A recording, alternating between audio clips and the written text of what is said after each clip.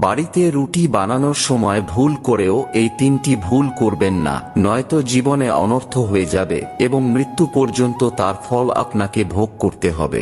জানার আগে হে প্রভু রাম, যারা লাইক করে কমেন্টে জয় শ্রী রাম লিখছে, তাদের সকল দুঃখ কষ্ট থেকে তুমি তাদের রক্ষা করো। নাম্বার 1, রান্নাঘরে এসে কখনো হিসাব করে রুটি বানাতে নেই। এমনটা করলে তা দারিদ্রতাকে নিমন্ত্রণ জানানো হয়, তাই রান্নাঘরে 2-4টে রুটি বেশি করেই বানানো উচিত। তাছাড়া এতে মা অন্নপূর্ণাও খুব খুশি হন। নাম্বার 2, রান্নাঘরে ভুল করেও কখনো বাসি আটার রুটি বানাবেন না। এতে করে পুরো পরিবারকে রাহুর গ্রাস সহ্য করতে হয়, যার কারণে স্বামী স্ত্রীর মধ্যে ঝগড়া হয়।